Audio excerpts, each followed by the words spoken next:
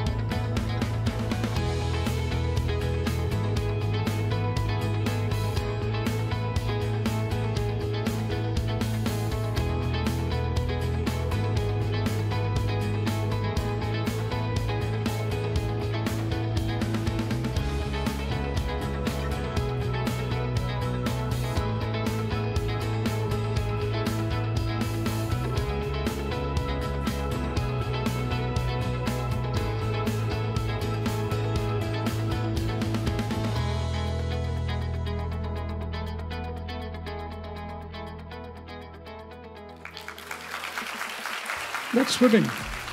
Transforming relationships. Apparently, the way you transform relationships with bosses and spouses is the same way you train wild animals.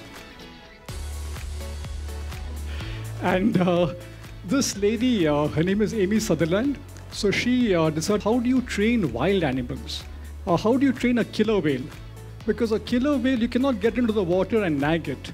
You cannot scold it. You cannot say, I told you 3 times earlier not to do that and you're still doing it. The only way you can do that is to focus on the positive. So the moment the killer whale makes a motion that they want to see, maybe going up. So the moment the killer whale is going up, they blow a whistle and then give it a fish. And very soon that killer whale is going higher and higher and higher. And if we wanted to turn around, they wait till it turns, again give it a whistle and a fish. In a matter of, I think, 20, 30 minutes, the killer whale is doing all sorts of stuff over there. A 5-ton monster just by positive reinforcement.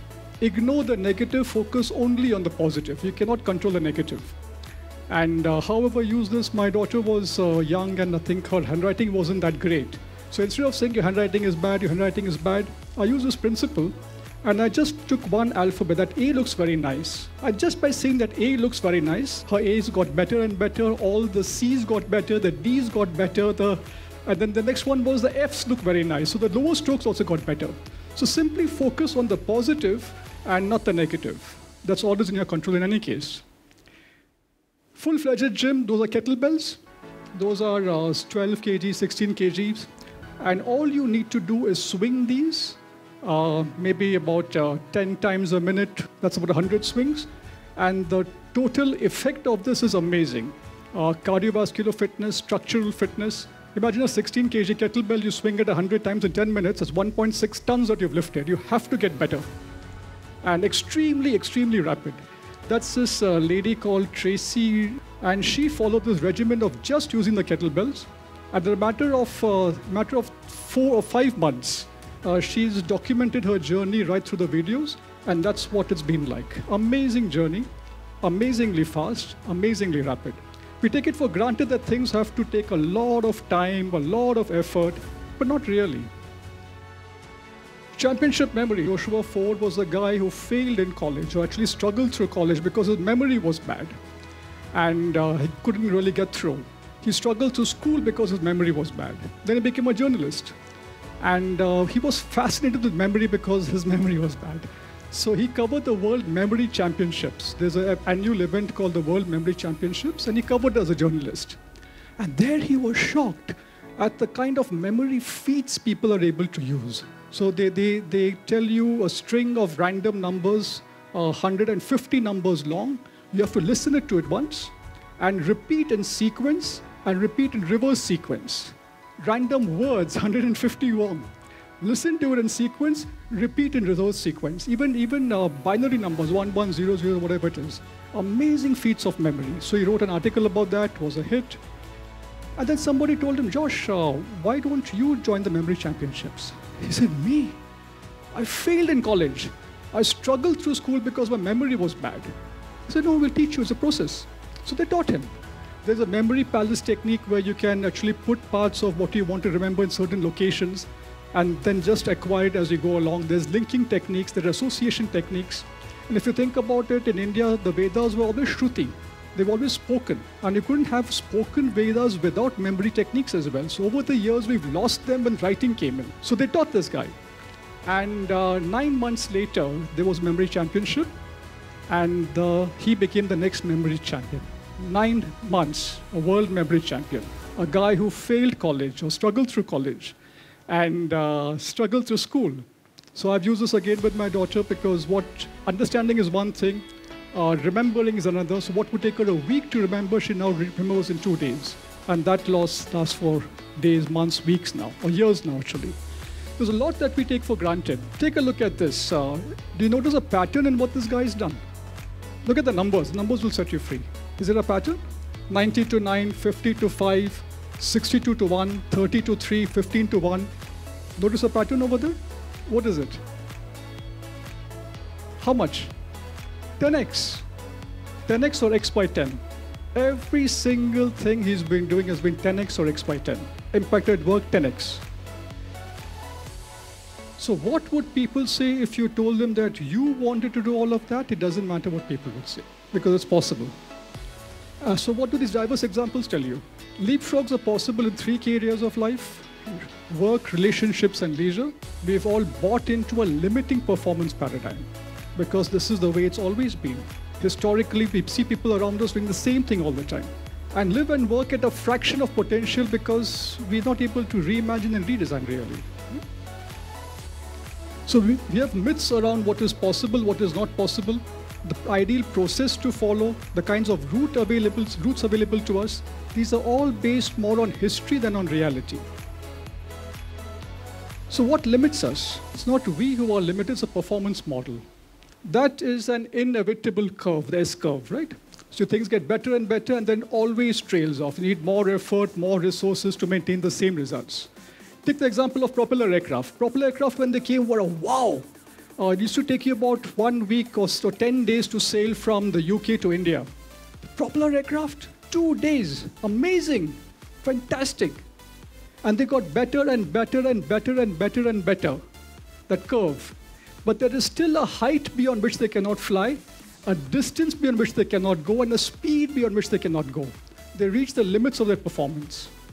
So what was required then? The next leapfrog, and that was the jet. So even the jet now has got better and better and better and better, but again it's reached a level of average now. That's the peak that can go to. So I was working with an aircraft company in Europe, and we said that why should it take 10 hours to fly from Paris to New York? It's been 10 hours for the last 10 years, 15 years, 20 years. Why can't we do it in 1 hour? So 1 hour, it's impossible unless we do the supersonic method, and you can't do that. Okay? What else? Why can't we do it? Then somebody said if we go slightly suborbital, where the air pressure is less or air resistance is less, we can go faster. Somebody else said, yeah, but the engines won't work because jet engines need oxygen. Then a third person says, we have scramjet engines, which work with less oxygen. And they're putting it together, and I think about 9 months or 10 months they'll announce it. No, not in 1 hour, but 3 to 4 hours. Fly from Paris to New York. But we have to ask those questions. We take it for granted this is the only way. Just because historically it's been the same way. In this industry, in this sector, in this way of working, this is the only way of doing that. So we actually need to ask those questions. Those create the leapfrogs. From 10 hours to 1 hour, a 10x question. Look at this guy, his name is Richard Fosbury, a very untalented high jumper. The best he'd ever jumped in his life was 6 feet, 4.5 inches. But he had this aspiration to jump in the Olympics. And the Olympic cutoff was 7 feet. So he tried hard, he went to the best coaches, he pleaded for help, never crossed 6 feet, 4.5. The way of jumping that time was to dive over the bar or to do a straddle jump, scissors jump. So tried the best. Coaches told him, please give up. You don't have the talent. You need the genes to jump higher. And if you don't have genes, you have to eat beans also. But I don't think he was doing that either. So he would give up. But he never quit. So one day he ran and he jumped with his back to the bar, probably the first time in the world. He jumped with his back to the bar and he was shocked. From 6 feet, 4.5, he went to 6'5", 6'6", 6'9". 1.5 hours, he had done 6 feet, 9 inches. In 1 year, he crossed 7 feet, qualified for the 1968 Mexico Olympics, and there he jumped in that strange way. And what do you think the reaction was from the competition? Initially, they laugh at him, it's a crazy guy. Then he's winning. Disqualify him. He's cheating. You can't do that. So I checked the rule book.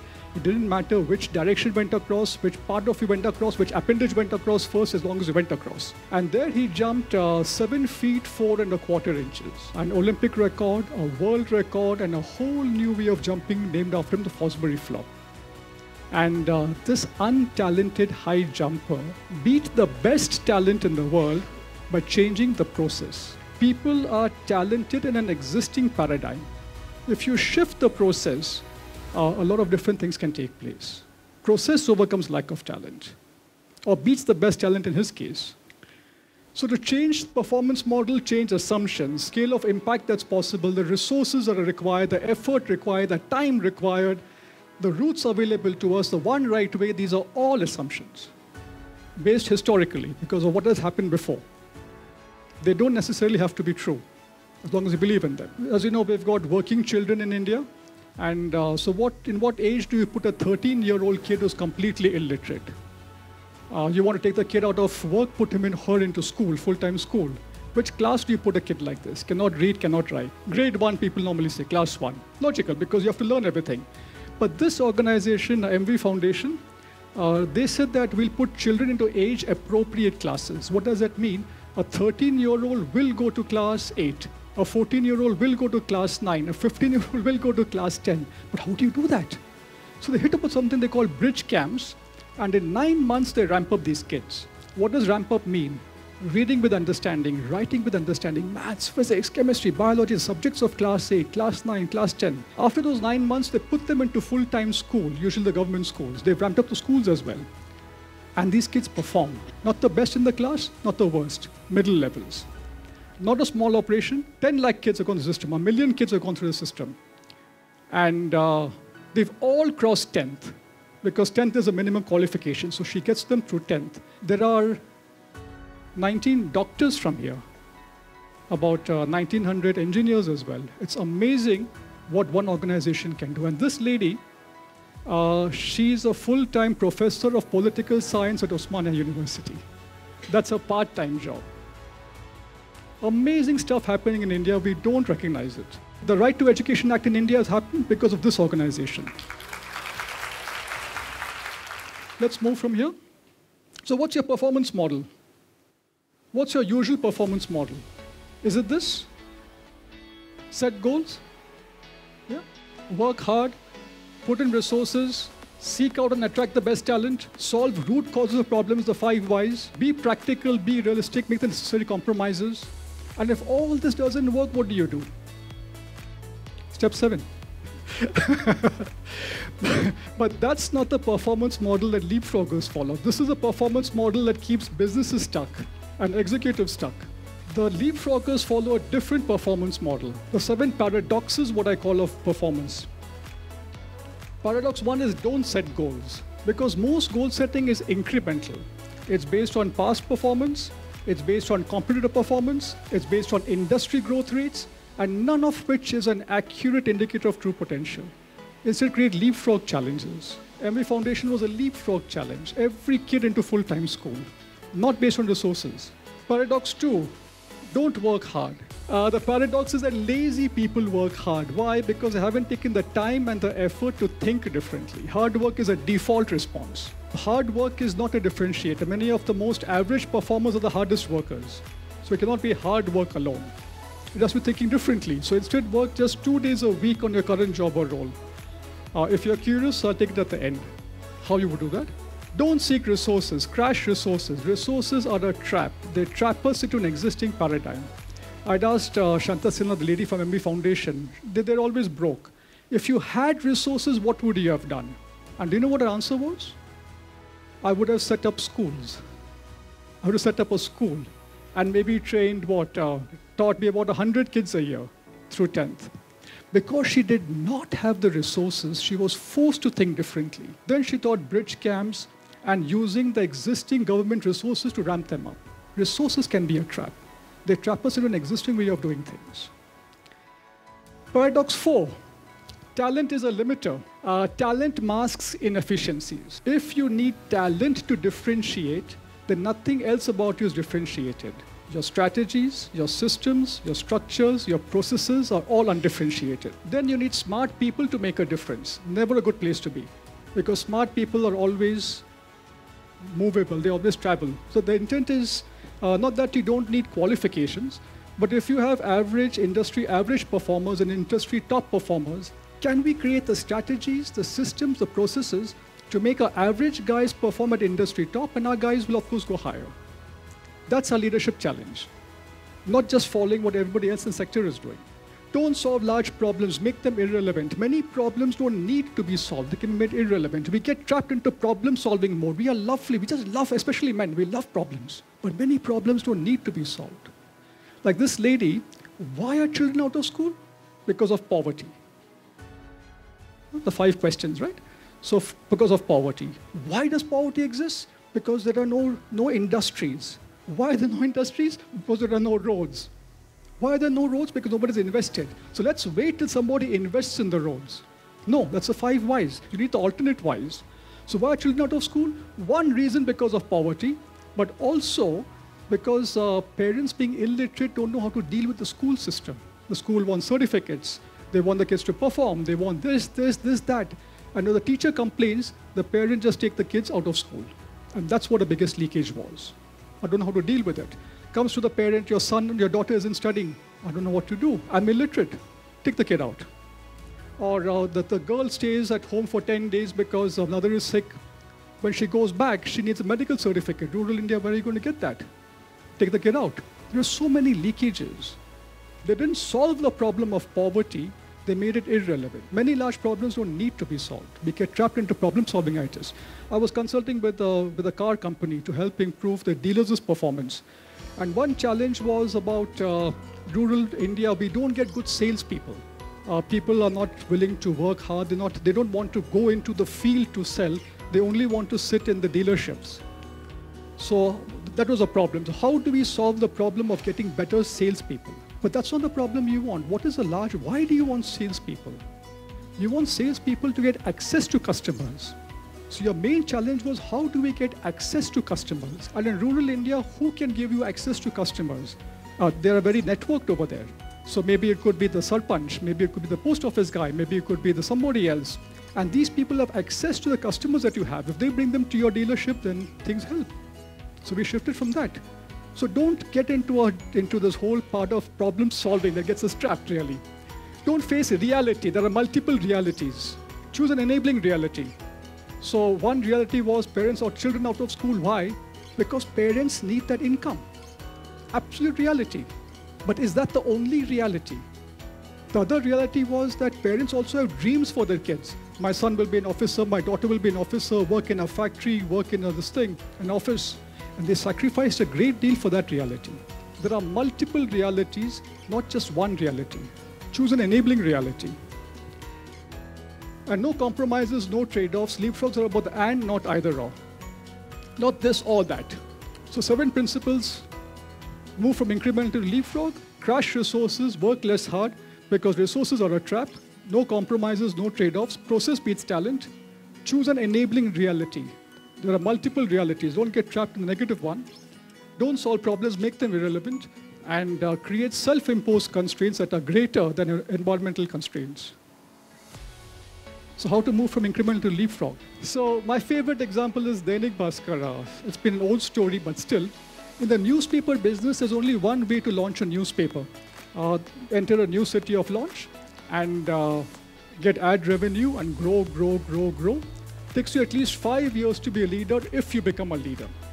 And that's the way it is. So you enter a new city and you grow. Last 150 years, that's the paradigm. Even Dainik Bhaskar grew the same way. They went to Bhopal first, took them 10 years to be leaders in Bhopal, another 10 years to be leaders in Madhya Pradesh. And then the story is that the old man, Rameshchandra Agarwal, and the 3 sons were having a morning breakfast meeting. And the sons would be like, let's go to the city, that city, this city. So the old man was saying, looks like your aspiration is to go to heaven. They said, yes. So to go to heaven, what do you need to do? Die? Yes, die. Are you ready to die? And the sons looked at each other, what's dad saying? But dying was a metaphor. What in our old ways of thinking, what in our old ways of working would have to die? Because we cannot afford to spend 5 years. We're not a very prosperous company. We can't spend 5 years to struggle for leadership position. So think differently. So son said, okay, 2.5 years. Father said, no, that's too long. Okay, 1 year. No, too long. 6 months, bidding takes place after that. So 6 months. Then the father said, if you can do it in 6 months, you may as well do it in theoretical best. What's a theoretical best? Day 1. Leaders from day 1. But how do you do that? Because how can you be a leader from day 1 in a tough business like a newspaper business? A newspaper business is a morning habit. You can't change morning habits. Your favorite beverage is a morning habit, tea, coffee, beer, whatever it is. It's a morning habit. And you don't change that, right? So you don't change morning habits. What do? So they went to the first city of launch, Jaipur, and they changed the process of launching a newspaper. They hired 700 people on a part-time basis for about 3 months. People just out of college or lost their job or whatever. They trained them in social skills, in body language and stuff like that, and sent them to meet 2 lakh households in Jaipur to ask people, what do you want in a newspaper?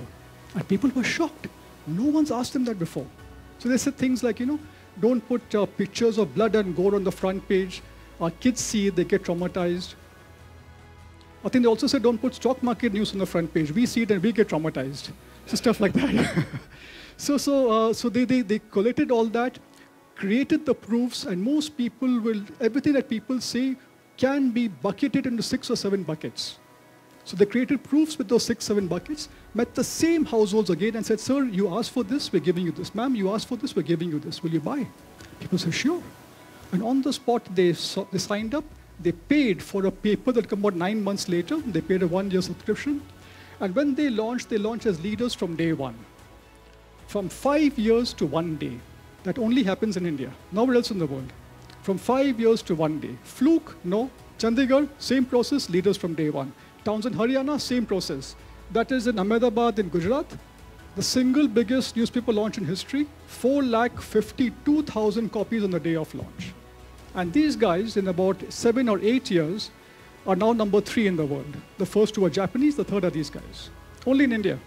From 5 years to 1 day. Because resources were not there.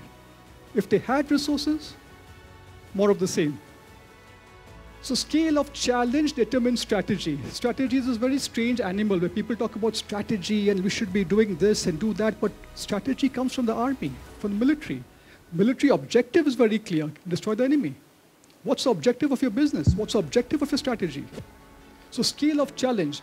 As long as you were thinking 5 years, they were thinking more of the same. But once you think 1 year, 1 day, your strategy has to change. Scale of challenge determines strategy, not the other way around.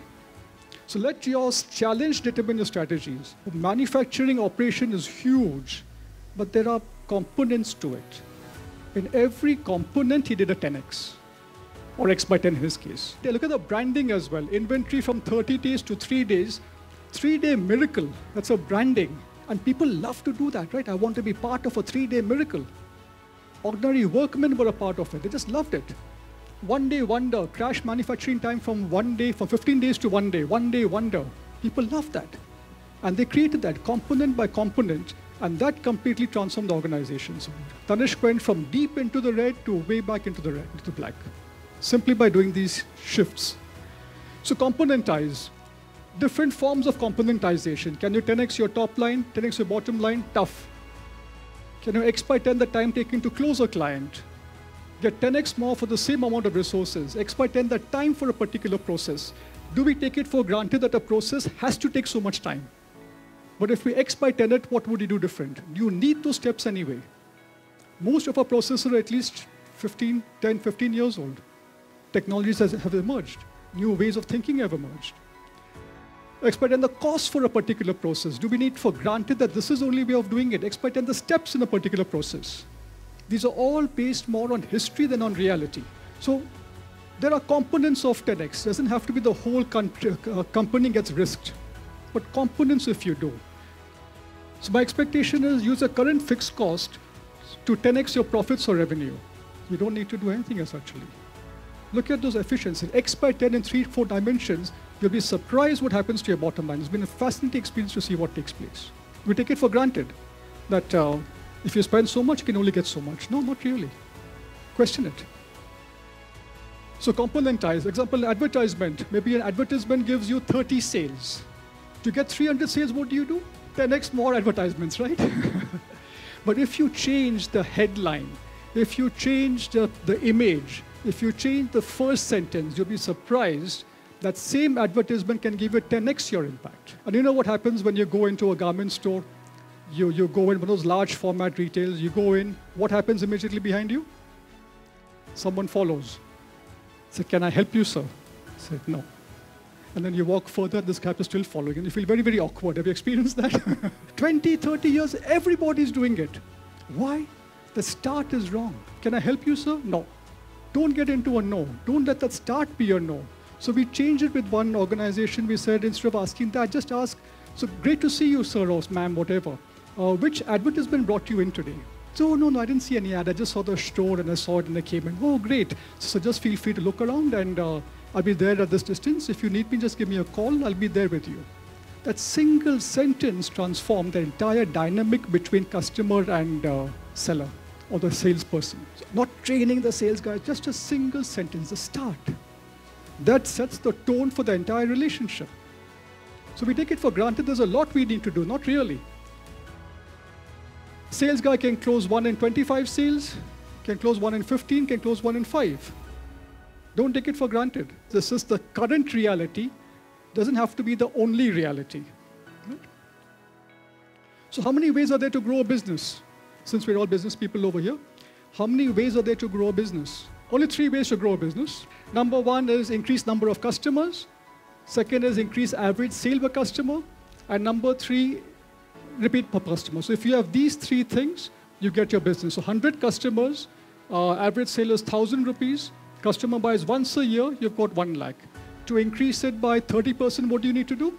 To increase by 30%, leverage the multiplicatory factors. All you have to do is increase by 10% each. So increase, this is not mine, this is from J. Abraham. So number of customers increase by 10%, average sales by 10%. Out of every 10 people who buy once a year, can you get 1 person to buy twice a year? And the multiplicatory effect becomes 33%.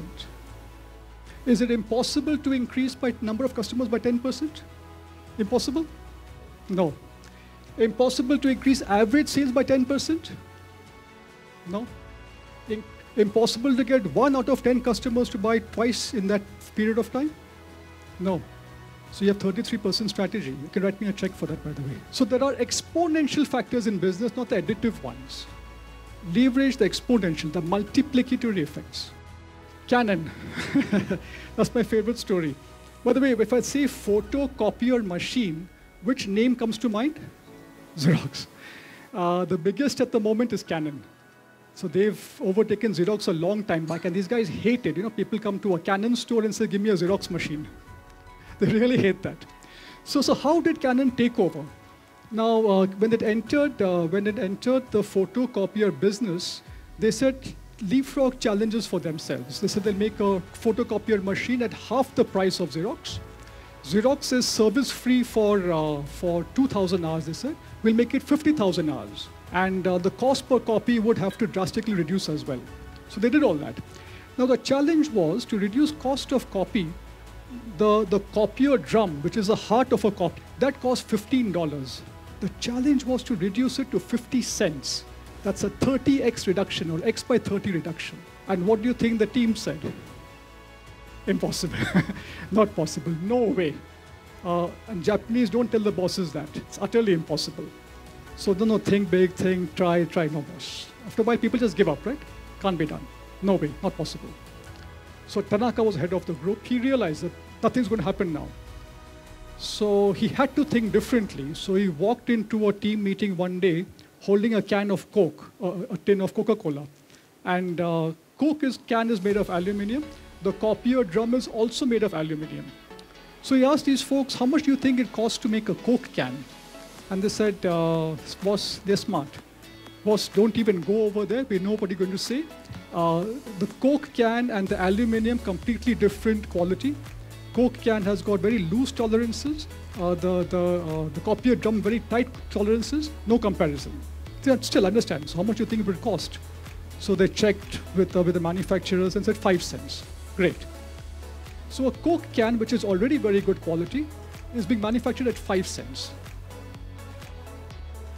With a process 10 times more expensive, can we reach a copier drum? Possible. With a process 10 times more expensive, probably we can reach a copier drum quality. And they did that. So if it's impossible to reduce in one direction, if it's impossible to reduce, start at a lower level and increase. If I cannot increase quality, start at a higher level and decrease it. I work with tech teams. And they often say, no, we cannot do it. Why? Because the technology doesn't exist. Will it exist 5 years later? He says, yeah, probably. What will happen? This will take place.